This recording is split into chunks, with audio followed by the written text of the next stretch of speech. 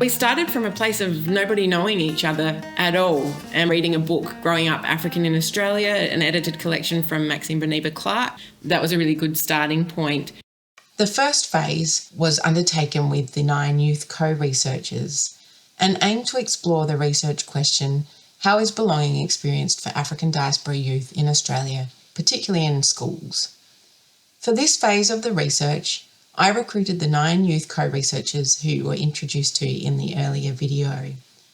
With these co-researchers, we first began with fortnightly Zoom workshops with the co-researchers zooming in from across the country, and we collaboratively read the book Growing Up African in Australia, edited by Maxine Beneba Clark, which introduces a range of different chapters written by Afro-diasporic writers in Australia about their own experiences as African diaspora young people in Australia.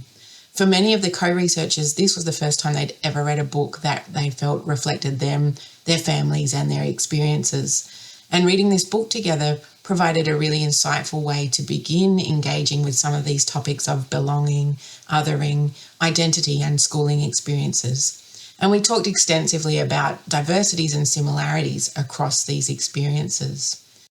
Having read this book and had these Zoom meetings together, we started developing interview questions for conversations with other young people. And we began by me interviewing each of the youth co-researchers, using these questions as prompts to examine their own experiences of growing up in Australia, of belonging, and particularly of their own schooling experiences. From there, the 9 youth co-researchers went and interviewed other young people that they knew through various connections, some that they knew quite well and others that they were not very familiar with. And they undertook peer conversations with these other young people, resulting in overall interviews with about 40 different African diaspora young people, including those of the youth co-researchers. We then came back together, the youth co-researchers and myself, and we co-analysed the various conversations that they'd undertaken in that first round of conversations and developed follow-up questions for a second round of conversations, which I then held with all of the youth co-researchers, and then those youth co-researchers again went and did the second round of conversations with their peers. So we've ended up with hundreds of hours of conversational data, really demonstrating the broad diversity of experiences of African diaspora youth, but also the similarity in those experiences for young people in Australia and particularly in schools. We then came back together again with the research team of 9 co-researchers, and across 3 days of workshops in person in Adelaide, we co-analysed all of that data and then worked towards developing the videos that are based on the data from the interviews and conversations with over 40 young people. So you'll see the findings from that phase reflected in the various videos that we are using throughout this professional learning initiative.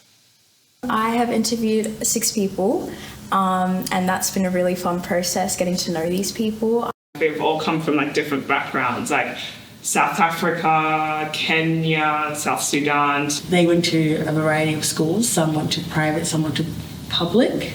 It's just so interesting hearing their stories and how similar everyone's experiences are. It presents itself in different ways, but at the core of it, it's the same similar experiences, which is just so fascinating.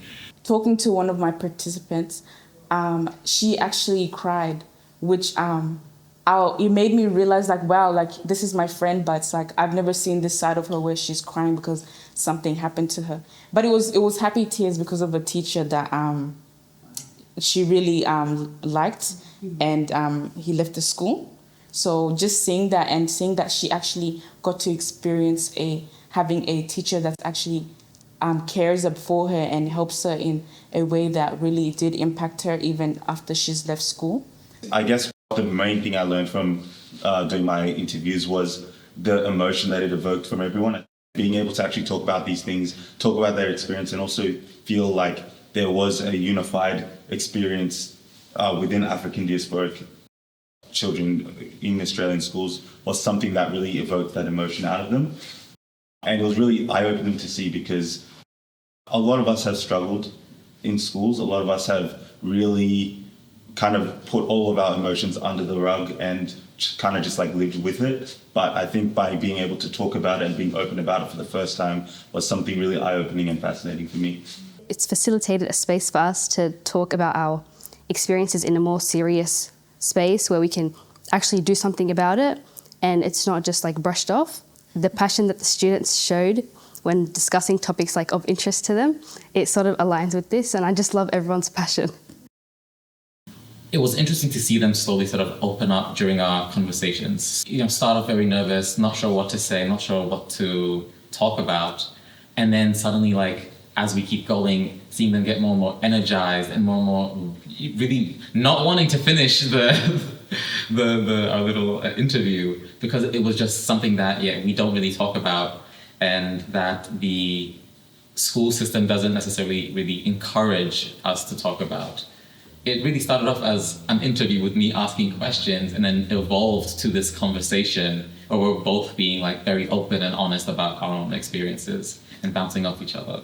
I think one of my favorite things about working with this group has been, I think it's already been said, but the passion and then also the intellect has been really, really good. I think working and seeing so many people who look like me and who come from the same background as me, being so capable, being so able to thrive in whatever field that they want to do, being able to articulate themselves so well and how their minds work has been really, really fascinating for me, and really great to work with everyone in this project.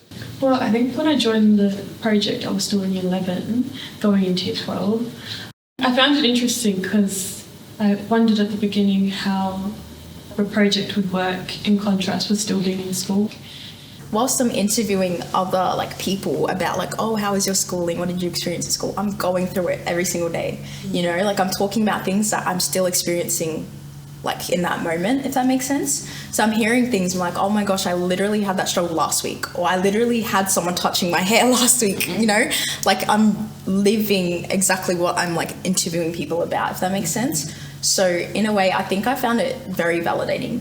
I thought that I just never experienced racism. I was like, oh, I've never experienced anything like that. And then in that first, I think, conversation that we had, it was kind of immediately going, oh, wait a minute, no, I do. I have experienced something. It's so easy to just internalize, ignore it, and just, whatever. Because it's so common. It's so common. I never really talked about my own experiences with racism, or even just thoughts or feelings about racism, or in Australia or anything like that. And this project, it was almost therapeutic for me in that, just really letting me sort of reevaluate and rethink a lot of those experiences and realize, oh yeah, this wasn't okay. This is a problem. And especially with the language that we're using of belonging and othering as opposed to just racism, really, makes me think of all these different experiences. Meeting you guys, I was so surprised about how different and similar we are at the same time. And I was like, how is that even possible? People I've never met before from completely different states and different walks of backgrounds and different languages, some born here, some born overseas, people from migrant and refugee backgrounds. And we all have such similar experiences. Everybody had such a similar experience with either racism, with teachers, which is quite sad but comforting in some sort of way, because you feel not alone and you feel like you're not crazy, because this also happened to 4 other people that you know now. And then 4 and then 10 and then 15 other people that you know from other people's interviews and just other people's evidence as well.